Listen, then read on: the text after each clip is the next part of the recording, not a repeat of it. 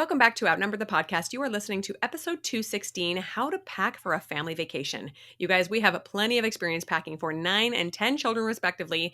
It's chaos, and we know how to make it easier on you and hopefully forget as minimal things as possible. So today we're talking about number 1, how to create that perfect list for every vacation. Number 2, how to pack efficiently even if you have a million children. And number 3, how to lower your expectations when inevitably things get left behind and you find yourself shaking your head and wondering how you're going to get along without it. Let's do it.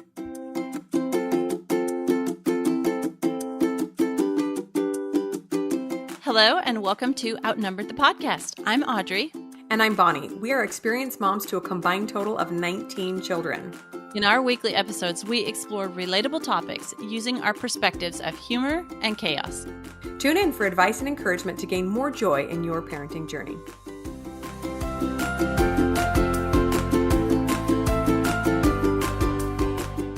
Hello, friends. Welcome back to the podcast. We've got a fun, really logistical episode for you today on packing for family vacations, or should we just call them trips the whole episode? Because let's be honest, mom's not vacationing much when all the children are along. We've established that, right? But when you are taking your kids with you, there is a lot to pack, a lot to remember, a lot to keep with you. And so we're going to talk about our hacks for making that happen, not forgetting everything, all the essential things, like I have most certainly done. In fact, we were talking before recording, what's the weirdest or saddest or funniest thing you've forgotten? Audrey couldn't come up with a good story, but I have about a million, so I'll share just a funny one. We recently went up north, so we live in the Phoenix Valley, so it's always warm, but for fun, we like to go up north when it snows so that my kids can play in the snow and get that experience, that winter wonderland. And so we went up north, and I just happened to forget all the things on this trip. 3 kids forgot snow boots. Like, seriously, 5 kids forgot socks. Socks, people. Socks. They had, to be fair, we don't wear a lot of socks in the desert. We just, in wintertime we do, but even in the winter, sometimes they'll just slip on tennis shoes without socks or wear their sandals. And so it's not like underwear, which we wear every day. But at least 5 of my children came up with just the socks that were on their feet and had no backups. And I'm thinking, okay, am I delegating packing a little too soon? And then gloves. We had like 3 kids and we have a giant bucket full of winter supplies. We were all digging through. They just left them on the couch or couldn't find a matching pair and just neglected to mention that to mom and dad. And so my 3-year-old, we let him out into the snow, not realizing that he wasn't really going to be able to figure out that snow was going to hurt his fingers eventually. So he would like pack a snowball or 2, and then he would run in with red hands and go, they hurt so bad, and cry. And then he'd get over it, and then he'd run back out, and I'm going, oh, is this bad parenting, or is he just learning cause and effect? Oh, so that was a fun learning experience. Right. Yes. I'm excited to talk about this episode because out of desperation, I have developed a pretty sweet packing method that keeps me from forgetting all the things. Although inevitably, something is forgotten, and that's just the way traveling with a large family is. Yeah, for sure. And I would just say that, as a mom, the general household management, and this is probably true for moms who don't work outside of the home and the ones that do. From what I've read, that even if you work full-time outside of the home, the general household management still falls to you, which usually means that you're the best at knowing what everyone needs for a vacation. So whether you delegate or not, you're going to be kind of the end-all be-all of making sure that things get packed that need to. Oh, yeah. I think we were referring to it in one episode as you're the primary parent and your husband is the primary provider, right? Mm-hmm. So it's just the role. Plus, I don't know if my husband would even know where all the kids' clothes were.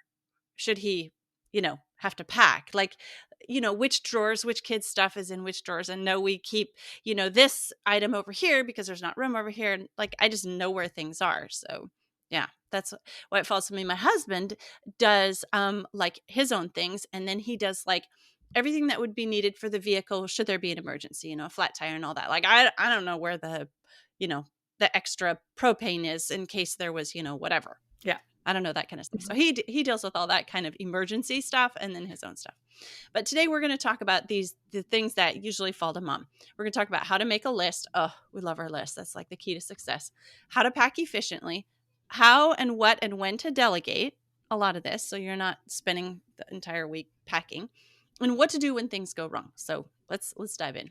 Yeah, and let me just say up front that I have developed a decent system over the years, but I think the last year or so I've expected my older kids to maybe pick up more than they should have, or rather the middle kids to pick up more than they should have, because my older kids are pretty good at packing for themselves. And so in the delegating, this is just kind of one of these things where I like let go of too much and then realize, oh, nope, I still have to hold on to this. So this is just kind of one of those things as your family grows and learns that you're going to have to be kind of a trial and error thing, right? So number one is to have a list.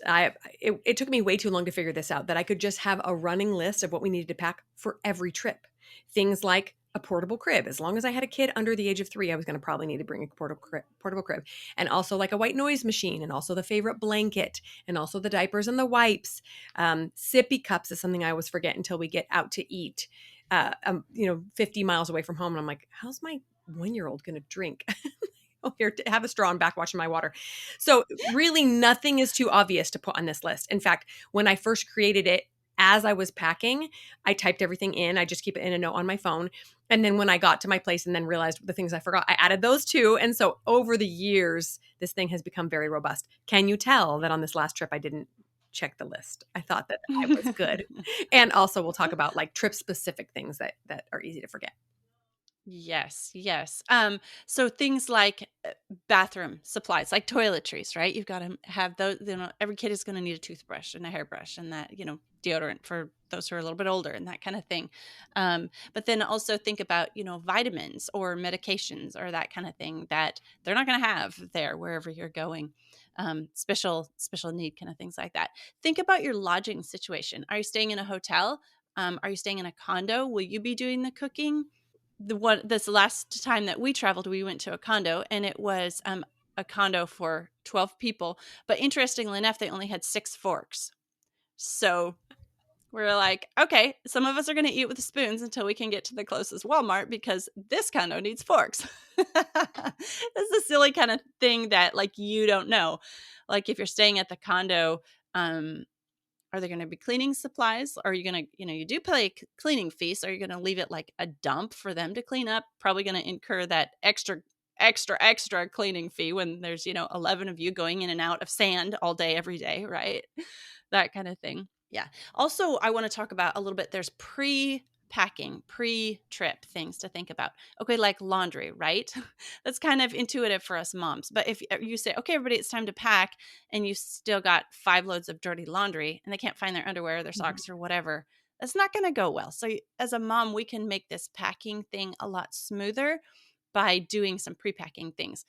Another thing I like to do is, if we're driving or flying, supplies or new things for keeping them occupied while we're driving or while they're strapped in on the airplane, can't move around, that kind of thing. So that, like, if you are going to order something in, that is a pre-packing thing that has to be done ahead of time. One more pre-packing thing I think about is like food. So if you have the ability to cook for your family where you go, because as a large family, you've probably found out it's way cheaper to cook in than go dine out. You want to think about, are you going to take food? Are you going to buy food there? That kind of thing. And then can there be some cooking done ahead of time, so that, like, for example, let's say you decide you're going to eat your breakfast in the condo and then eat out for lunch or whatever. So could you do some pre-cooking ahead? Could you have some egg casseroles made so that your vacation is a little bit more like a vacation for you, and you're not stuck in the kitchen and the laundry room the whole time? So all those kind of pre-packing things are awesome to think about before you even start. Yes, I'm so on glad your you pack. brought that up, because when we went to pack for our last trip, I had not thought through the pre-packing, and I think I had a busy week that week, and I found myself like running things through the dryer at the last second, and we actually ended up bringing some kind of damp clothes that we just had strewn in the back of the van to dry on the drive, because I hadn't thought a full day ahead or 2 days ahead of what we needed to pack. So brilliant. Okay, so now on to the trip specific things. So like I mentioned, you're going up to snow and you don't usually see snow. Think through all of the things. Nothing is too obvious. Like I mentioned, socks, beanies, gloves, jackets, sweaters, boots, all the things. You go to the beach, swimsuits, sunscreen, towels, maybe a wagon to haul everything, umbrellas, whatever it may be. So that can be kind of tricky if you're not living in that area at the time, right? Like when we go to cold places in the summer, it's well over 100 degrees every day here in Arizona. For me to even think about like picking up a sweater to pack just kind of grosses me out. I'm like, oh no, there's no way I'm going to need this sweater. And sure enough, I go and it's 50 degrees and I need a sweater. So, kind of put yourself in that situation. And this is helpful too. You can also make a running list for those specific trips. Let's say you go to the beach every summer. This is my beach list. Don't forget XYZ. Don't forget a cooler that closes so you don't get sand in all your food, whatever it may be that you want. That's a great thing to keep on the list as well.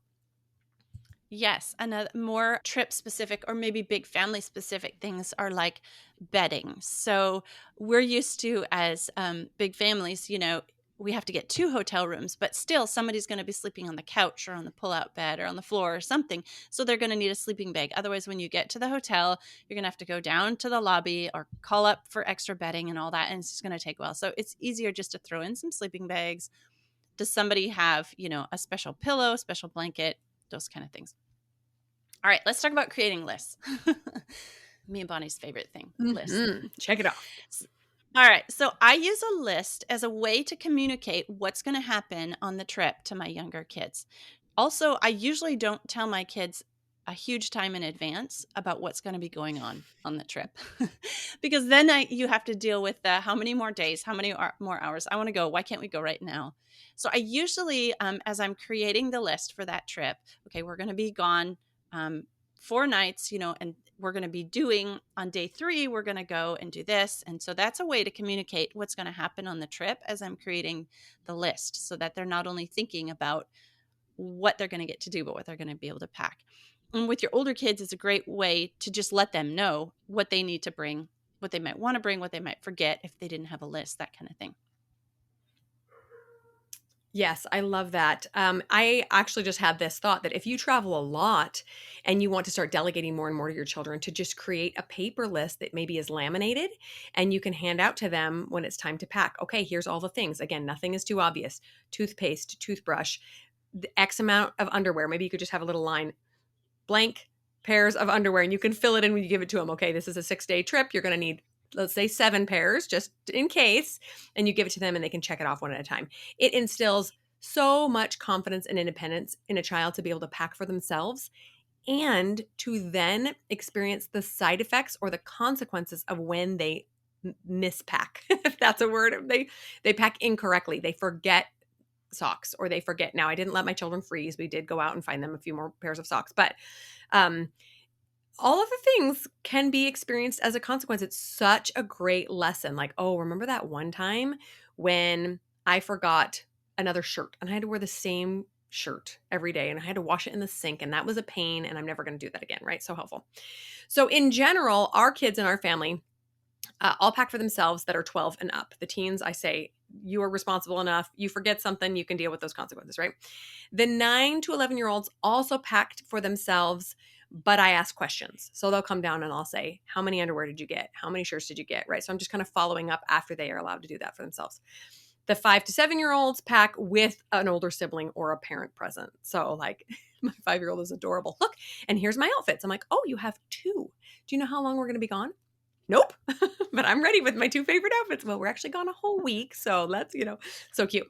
And then everybody under 5, I do exclusively, obviously. Sometimes the 3-year-old wants to help, but he's not very useful. So that's how we do it in our family. Obviously, the maturity of each child can be weighed in. If you have a teenager that just forgets everything, you might want to supervise a little bit more, vice versa. Right. All right. Here's my packing method, born out of desperation from so many failed packing adventures. All right. So I make a list for my kids. We have a great big chalkboard in our homeschool room, and I write on the list. Sometimes I make a chart of the days and what we're going to do, like across the top of the board. And then I make a list.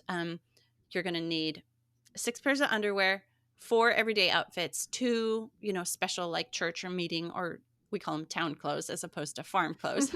You're going to need, 2 outfits that are like this, and you're going to need this kind of shoes and this kind of shoes. So then everybody gets to look at the list. This is also for my not teenagers. My teenagers, they just get the first part, what we're going to do, the calendar across the top. This is what we're doing. This is the days. Bye. Have fun packing. Mm-hmm. All right. So then after they've got the list, what I have my kids do is everybody goes and they lay out their outfits and their clothes for each day on their beds. Now, if I have a child over 10, they do themselves, and they do a child that's 5 or under. So they do themselves and a sibling. So then after they have all their clothes laid out and they've double checked against the list on the board, then they come and say, okay, Mom, I'm ready for you to check my clothes. And this is a way for me to check their outfits too. Like, my kids have clothes that aren't really suitable for town. They're like chore clothes. Mhm. Okay. Like they, muck out the chicken shed in them. Well, if I don't check their clothes, they're going to have a pair of jeans with holes in them there with, degraded hems or whatever. So I check their clothes. And after I have checked their outfits, they have them all laid out by day so I can see that they have everything. Then I say, okay, you're good to go now. You can pack. And they go ahead and pack their suitcase, and then they zip it up and they go put it where a staging area where everything is going to get packed in the van, because inevitably you'll have little ones that get back in the suitcase because, Mommy, I just wanted this. And then it's left behind. Mm-hmm. Mm-hmm. So that's my packing method in a nutshell, where it's pretty foolproof, where we haven't forgotten major things and everybody's had enough things on the trip. Yeah, I love that. And I love that the laying out of outfits really allows them to take responsibility for what they want to bring. It's not like you're just willy-nilly throwing whatever clothes in, but they get to pack their favorite shirt or their favorite socks or whatever, but that you're still supervising and ensuring that they're not packing shorts for when you're going to go to the snow or whatever. Okay, so the next step we want to talk about is packing efficiently, which, as you can imagine, with families of 9 and 10 kids, gets really cumbersome, especially when kids start packing for themselves. So if my kids had their own way, they would all go grab whatever suitcase fit their fancy and throw a bunch of stuff in it and say, we're ready to pack. And under no circumstances would we ever be able to fit all of the things that they have packed in whatever suitcase or duffel bag they chose, right? If you have 1 or 2 children, maybe that's not an issue. They can all pack their own suitcase. You have room for that, but obviously not with 9 or 10 kids. So what we do is we divide our kids into groups, generally by room, whoever they share a room with, because it's easy. All their clothes are together. And we give them each a suitcase to fill. So generally we have kids in 3 different bedrooms at home. So we give them each a suitcase depending on how many children are in each bedroom, and then they can fill it up. And as our rooms are set up, there's always a big kid with a younger kid. And so that's the one that supervises the younger kids. That's worked pretty well for us for several years. Yeah, our method of packing is pretty similar also. We tell our kids, okay, y'all can take your own suitcase, but only half of you can go. Exactly. So we got to fit all your suitcases and all you in the van. Exactly. It's one or the other. Know it. Yeah. So we also do like packing by roommate, because that's just the most intuitive once you get there. Otherwise, you end up with clothes all over your hotel or condo or campsite or wherever you're staying. We'll also think about who's going to be helping who get dressed. So if I put a younger and an older kid together, that means the older kid is kind of going to manage the younger kid and helping them get dressed in an appropriate outfit for whatever we're doing that day once we get there. Because because they laid out their outfits before we left doesn't mean they're going to put on matching clothes or appropriate outfits once we get there. So that helps also to put an older kid in charge of helping a younger kid get dressed. And think about your accommodations for things when you get there. This not only includes clothing. We're talking a lot about clothing because there's a lot of clothing with a large family. But think about when you get there, okay, if you're packing food, you probably want, like a cooler of cold food and, then something that doesn't have to be refrigerated, that kind of thing. Will you be in a hotel room? Will you be in a condo? Will you be in a tent? Will you be, in an RV, that kind of thing? So that's all. Think about where you're going, not just, hey, we've got everything, let's go, but what's it going to be like on the other side? Are there going to be dressers for the kids to unpack into if you're staying there a week or so? Or are they going to be living out of their suitcase when they get there? All those kind of things are helpful to take into consideration. Yeah, so brilliant too that you reminded me about the accommodations for who's staying with whom when you get there. Because like I said, it's easy for us to pack up together the kids that stay together in the home, but very often they want to sleep with somebody else when they get there because it's fun and exciting. Like, hey, at the cabin, I want to sleep with this sister and instead of this one that I'm always sleeping with. So that's also brilliant. And you also remind me that, for example, my 15-year-old shares the room with his 3-year-old brother and 1-year-old sister, but I always pack for the baby in my suitcase because I want to be supervising what she's wearing up there. So yes, who is taking care of that younger one? It just makes sense to pack them all up together. So, and again, this is kind of a trial and error thing. You're going to probably have a couple of experiences where you're like, oh, that didn't work for us. We're going to try something a little bit different. And every trip is different too. Like you say, going to a campsite is going to be way different than going to a nice hotel or a Airbnb or something. So trial and error, that's motherhood, right?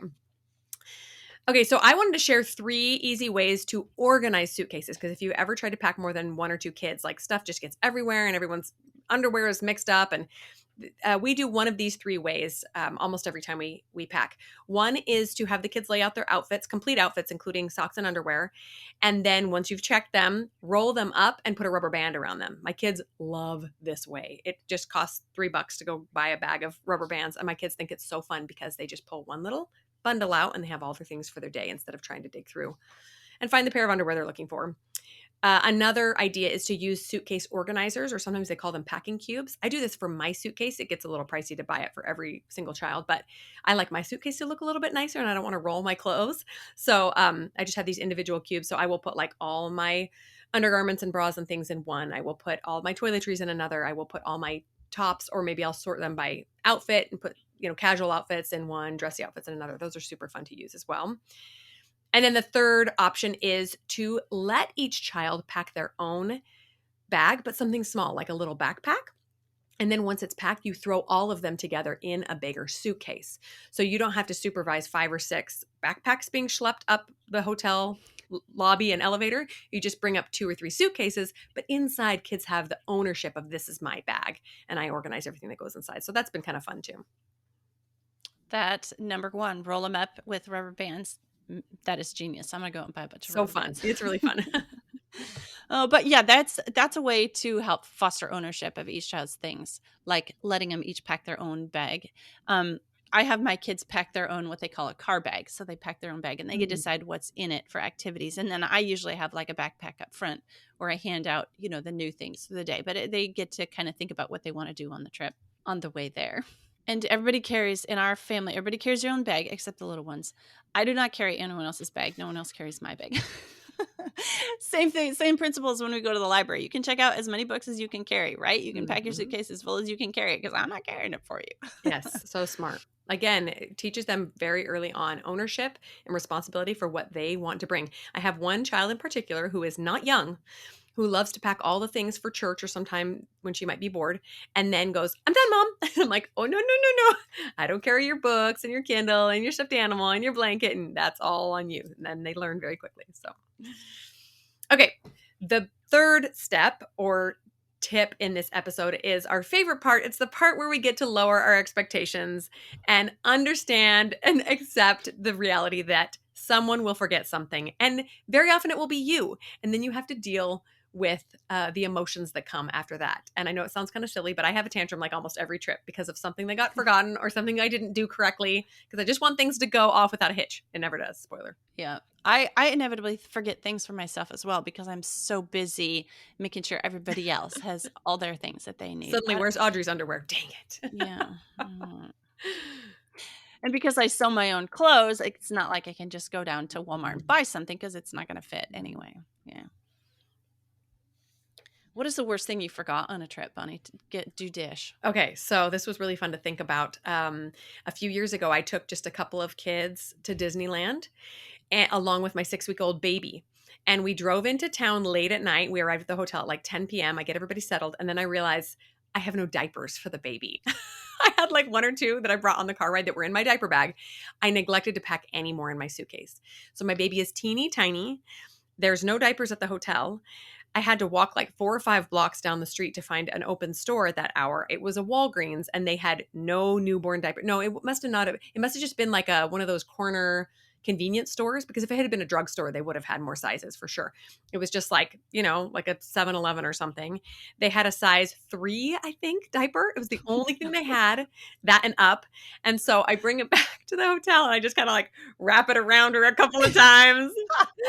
And then when we got to Disneyland, actually, I think I went to the store early in the morning, or actually Disneyland carries all the diapers because it's Disneyland. But I just remember thinking, you dummy, being so mad that I had to Jimmy rig this diaper around my poor baby's teeny tiny newborn bum, because I just forgot the things.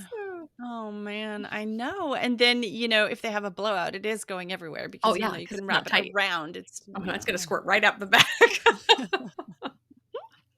Poor baby. Poor Bonnie. I know. Mm-hmm.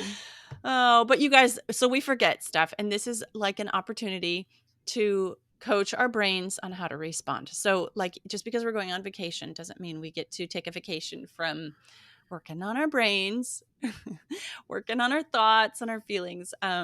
So my default is usually like anger and frustration. Mhm. Ugh, like that feeling like I can't believe we did this.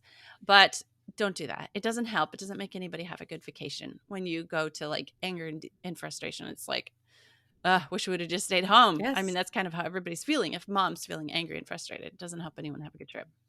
Yes, and in fact, you've probably all noticed that going on vacation is probably the prime time to work on your thoughts and managing your brain because your brain offers you all these things like, we're supposed to be having fun. Why is everyone fighting? How did I forget this thing? Right? Side note, that actually just reminded me of another Disneyland trip. The only other time I took a newborn to Disneyland, and this baby never, ever, ever had blowouts. But while we're standing in line to get in, she poops all over everything, myself included. And we have a family picture right stepped inside the gates of a naked baby in a baby wrap on me because I had no other outfit with me. I had to go buy her something in the park. But if you go look at, I should share it on Instagram. If you go look at my You should. face in that picture, you can kind of tell that I'm working on things like 5 minutes in. We've already got this issue. A naked baby and a poopy onesie in my diaper bag. So Oh. many opportunities to work on this, right? I would probably say that my defaults are shame and blame. I just flip flop back and forth. Dang it, you dummy. How could you do that? And then, wait a minute, you should have thought of this. Pointing fingers everywhere. I really, this last trip that I went on, like I was telling you about that, I experienced that, and really that shame and blame in equal measure. I would just feel awful until I couldn't handle it anymore. And then I would go to my husband, why didn't you think of this? Why do I have to think of everything? Blah, blah, blah. Don't do that to yourself. Like, enjoy your vacation as much as possible and just acknowledge that what is what is. In fact, it's an opportunity to realize, well, there's nothing we can do about it now. We're not going to turn back around and drive another 10 hours, right? We're just going to make do and learn to enjoy ourselves. Yeah, I think we should all just expect the first day of vacation to be kind of the settling into vacation mode and just give ourselves grace on that day. Mm-hmm. Just, be aware your mind doesn't want to feel guilty or dumb or frustrated or shame, blame, anger, frustration, all that. But allow yourself to see it, acknowledge it, feel it, and then like pass it through. Give yourself grace. Okay, yes, it's the first day of vacation. My brain is not quite in vacation mode yet. It's okay, and then move on through it. Yes, if you have perfectionist tendencies, like a couple of people on this podcast, then this can be a little bit difficult. But one thing we've both realized helps a lot is to incorporate some humor. So this is where my husband comes in. I'll say, "Why didn't you remember this thing?" He's like, "Oh, I never remember diapers." Whatever. He'll make me laugh. He'll say something, and then I start thinking about all the funny stories we'll get to share. Right? Remember that time we went up to the snow and we had to put plastic bags over your feet because we forgot waterproof boots, or something else hilarious. Offer yourself the grace through humor or whatever it is. Allow yourself a few minutes to say, dang it, I wish I would have. And then say, but I didn't. And now we get to just make do and have a good time. Yes. So I find one thing that really helps me in the pre-packing time, and then when we've got there and we've forgotten things, is my little phrase, there's always a Walmart. I don't think you can go anywhere, maybe a deserted island or something, where you're not going to find a Walmart. Or just the thought here is that people live there too. Yeah. And they get their stuff somewhere, like they get their food or their underwear or their clothing or their socks or boots, whatever. They live there. And so they have and get these things all the time. So if I forget something, it's just money. There's always a Walmart. Just get it. Like if I've forgotten something that helps me like relax and get into vacation mode earlier, in the packing, so the packing doesn't get so stressed out.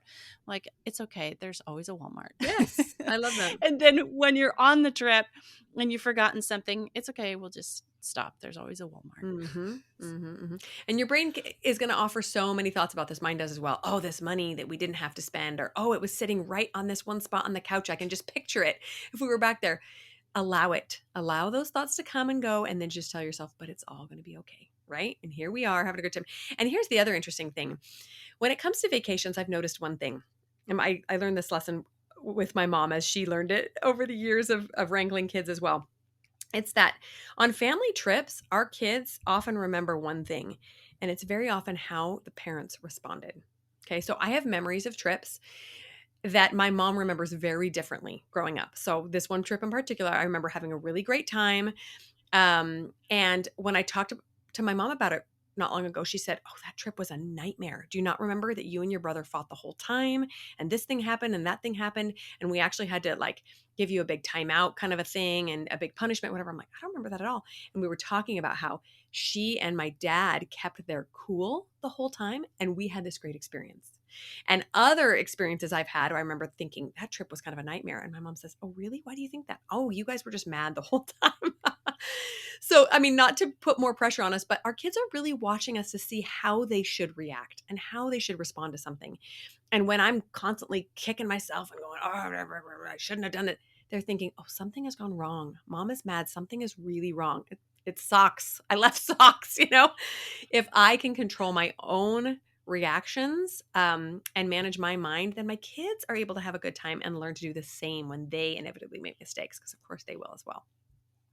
Yes, that is so true. It's just socks. There's always a Walmart. Yeah. Yeah. And then if you guys, something that I recently have been thinking about since my husband and I go on couples trips, is that, you know what, this vacation is for my kids. It's not really for me. This vacation is for my kids and for our family to do stuff together. And my husband and I, like, I just put this little marker ahead in the future. My husband and I are going to go on a trip that's going to be a vacation for me. This one is for the kids. And if that means I'm still doing all the mom things on this trip, then I do all the mom things to make it a fun trip for my kids. So I just really hope that some of these packing things that we have shared have made your trips easier for you, so that you don't have as much stress about about your trip. And it goes a little easier before and during your trip. So those, like, if the more organized you are ahead of time, the easier you make it for yourself once you get there. Yes, absolutely. And I totally agree with that, Audrey. If you can just let having a great time go sometimes, and just go, "Oh, this is just me momming in a different city. That's going to look pretty similar." We should probably do a whole other episode about just your mindset on a family vacation. Yes, that's probably necessary. But these trips are making memories, guys. Even if they're the kinds of memories where, remember when we forgot all the socks? That was fun. We bought them all at Walmart. But your family's going to look back at this with fondness, especially if you can keep your cool. So thanks so much for listening, you guys. We'll talk to you next week. I'm Bonnie. I'm Audrey, and we're Outnumbered.